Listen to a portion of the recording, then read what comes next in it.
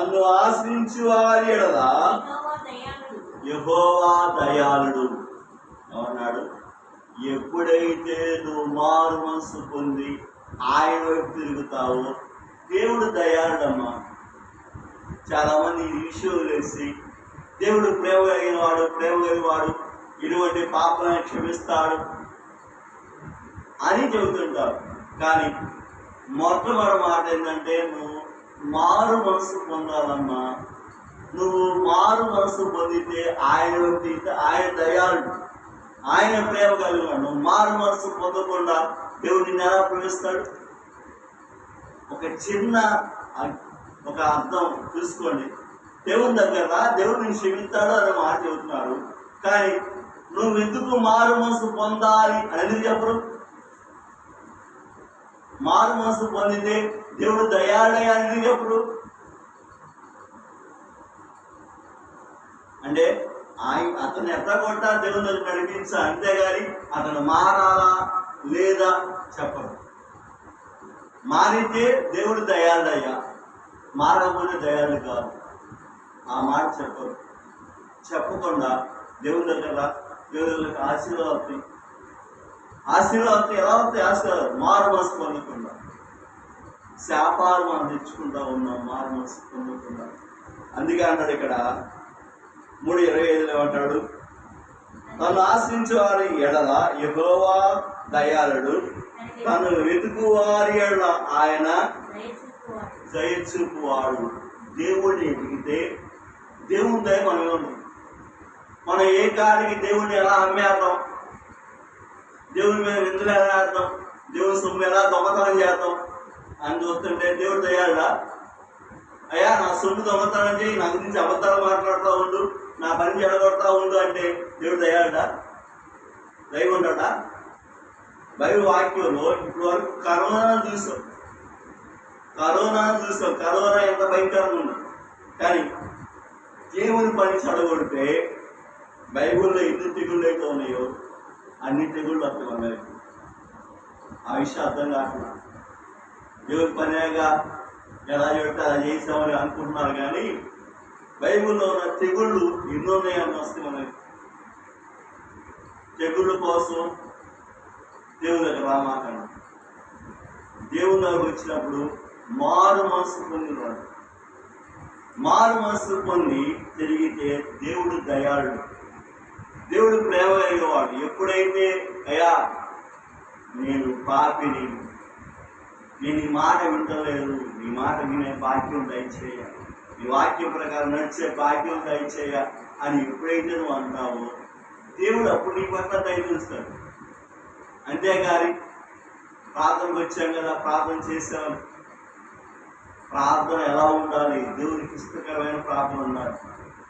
ఏదో చేసేవాళ్ళే పోయేవాళ్ళే కాదు. ప్రార్థన చేసేవాళ్ళే పోయేవాళ్ళు కాదు. ప్రార్థన దేవునికి ఇష్టకరంగా ఉందా లేదా? మా పాస్ ఇష్టపడుతుంది, మీ పాస్ ఏమని ఆయనకే పర్వాలనే స్థానం లేదు, నీకేముంటుంది? అందుకే అన్నాడు మనం మనుషుల కోసం కదమ్మా, దేవుని కోసం వెళ్ళాలి, దేవుడి మాట వినడం కోసం వెళ్ళాలి. దేవుడు పరిశుద్ధుడు, మనం కూడా పరిశుద్ధంగా ఉండాలని వెళ్ళాలి. మనుషుల కోసం కాదు, బంధువుల కోసం కాదు మనం వెళ్ళాల్సింది. అందుకే అన్నాడు ఇక్కడ 20 తను ఆశించేవారి ఎడల యెహోవా దయాళుడు, తను వెతుకువారి ఎడల ఆయన దయ చూపును. దేవుడిని వెతుకుతున్నావా లేదా? దేవుడు వెతుకుతున్నావా లేదా? వెతకడం అంటే వాక్యం వినాలమ్మా, వాక్యం వెతకాలమ్మా. దేవుడు ఎతికితే దేవుడు దయాళుడు. అంతేగాని నేను దేవుని దగ్గరికి వచ్చాను అంటే ఉపయోగం లేదు. దేవుడిని వెతకడం నేర్చుకో,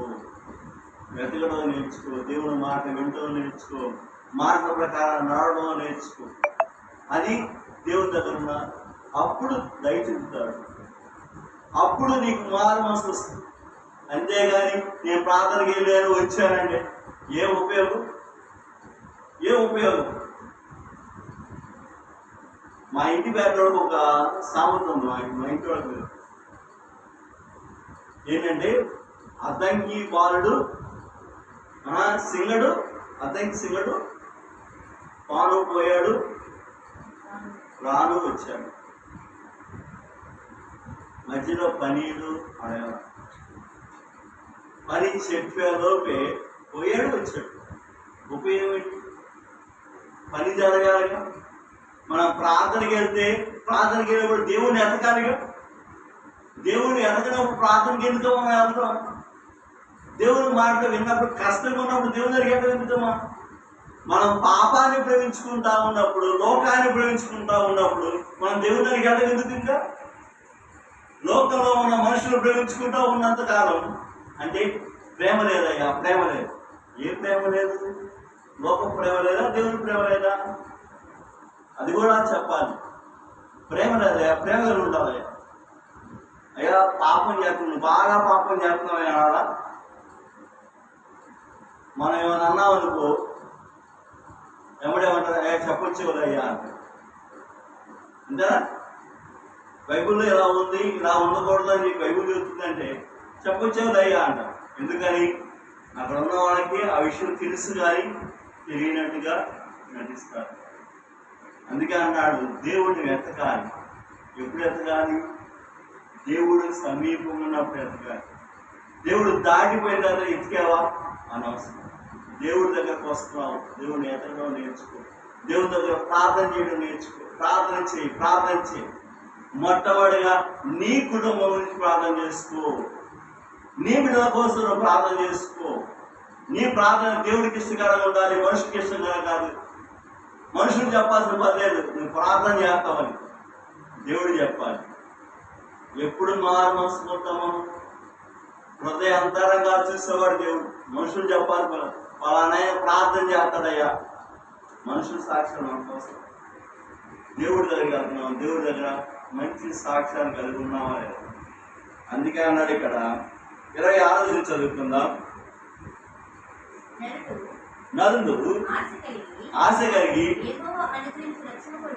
యెహోవా అనుగ్రహించిన రక్షణ కొరకు ఓపికతో కనిపెట్టడం మంచిది. మనకేం కావాలంట? ఓపిక కావాలమ్మా. దేనికోసం? దేవుడిచ్చే రక్షణ కోసం ఓపిక కలిగి ఉండాలి. ఓపిక కలిగి ఉంటున్నావా? ఓపిక దేవుని దగ్గర కనిపెట్టుకునే జీవితాలు. మేము ఇలా ఉన్నామంటే ఎన్ని సంవత్సరాలు ఓపిక ఉంటే ఈ స్థితికి సమయం. ఇలా ఉన్నామంటే ఎన్ని సంవత్సరాలు మేము ఓపిక ఉంటే ఇలా ఉన్నాం. దేవుని దగ్గర ఓపికతో ఉండాలమ్మా. దేవుని దగ్గర కనిపెట్టుతూ ఉండాలమ్మా. ఎలా పడితే అలా ఉంటాం కాదు. పరిశుద్ధం లేకుండా ఉంటాం కాదు. పరిశుద్ధం కలిగి ఉండాలి, ఓపిక కలిగి ఉండాలి. ఓపిక చాలా మంది ఆ లేని మాట్లాడరేంటి? లోకస్తులతో ఏం మాట్లాడుతున్నామా? నిందలేసే వాళ్ళతో ఏం మాట్లాడుతున్నాం? ప్రేమ కలిగి ఉండాలి. ప్రేమ లేని వారు, ప్రేమని అపార్థం చేసే వాళ్ళతో కలిసి ఎలా ఉంటాం? ప్రేమ కలిగి ఉండాలి. ఏ ప్రేమ కలిగి ఉండాలి? లోక ప్రేమ దేవుని ప్రేమ. యేసుక్రీస్తు వారు ఏ ప్రేమ కలిగి ఉన్నాడమ్మా?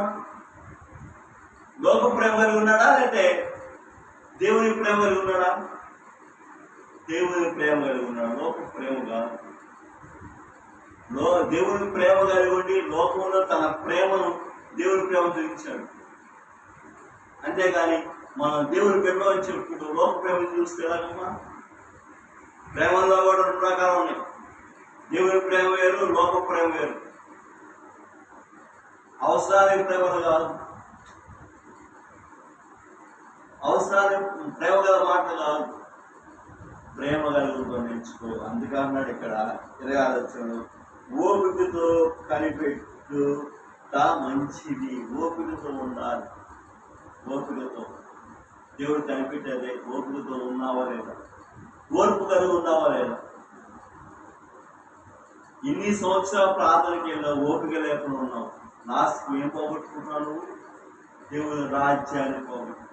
ఇన్ని సంవత్సరాలు వాక్యం పెట్టున్నావు, ఏమి కలిగినావు? రక్షణ కలిగినావు. ఏం పోగొట్టుకున్నావు? దేవుని రాజ్యాన్ని పోగొట్టు. రక్షణ కావాలి, ఓర్పు కావాలి. అలాగే మారు మనసు కూడా కావాలి. ప్రార్థనకి వెళ్తుందో ఏమన్నా మారావా? ఇంకా అట్లాగే ఉన్నావా? బాప్తిసం తీసుకుని మారావా? ఏమి మారదు, అంతే ఉన్నావు. బాప్తిసం తీసుకోకముందు ఎలా ఉన్నావు, తీసుకున్న తర్వాత కూడా ఉన్నావు. మన జీవితాలు మారాలమ్మా. ప్రార్థనకి వెళ్తాం కాదు, ప్రార్థనకి వెళ్తాం కాదు. ప్రార్థన అంటే ఒక నలుగురు కూడి చేరేసరికి సరిపోవాలి. ప్రార్థనలో భయం కలిగే ప్రార్థన ఉండాలి, పరిశుద్ధమైన ప్రార్థన ఉండాలి. అదే అడుగుతున్నాయి కదా, ఏమన్నాడు? ఓపిక కలుగుండు, ఓపిక కలుగుండు. అలాగే బైబిల్ వాక్యంలో యేసుక్రీస్తు యోహాను సువార్తలో ఎక్కడో, యోహాను పత్రికలో ఎక్కడో వ్యవసాయకుడు ఏం కలిగి ఉంటాడు? ఓపిక కలిగి ఎదురు చూస్తుంటాడు. ఎందుకు? తన పంటను కోయటానికి. అలాగే మనం కూడా దేవుడి దగ్గరికి వచ్చినప్పుడు ఓపికతో కనిపెట్టాలి, ఓపికతో.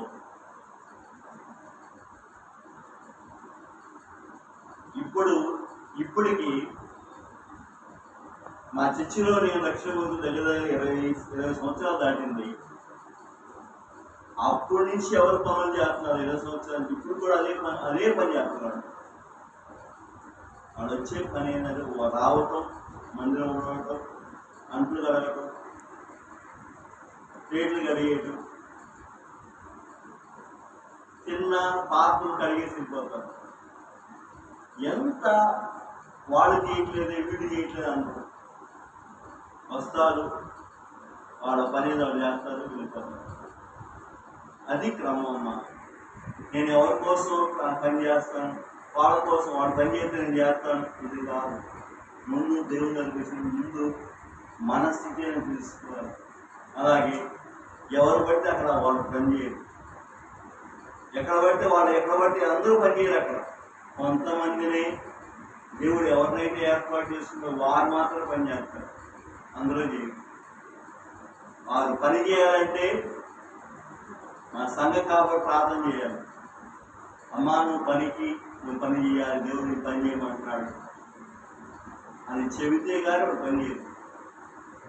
అలా ఉండాలి కానీ ప్రతిదాన్ని మనం పరిశుద్ధంగా లేకుండా దేవుడు నాకేం చేయలేదు, దేవుడు మాట విన్నావా, ఇప్పుడున్నా దేవుని మాట ప్రకారం జీవించావా, ఓపిక కలిగి ఉన్నావా, పరిశుద్ధ కలిగి ఉన్నావా, మారు మోసంగా జీవితం ఉందా?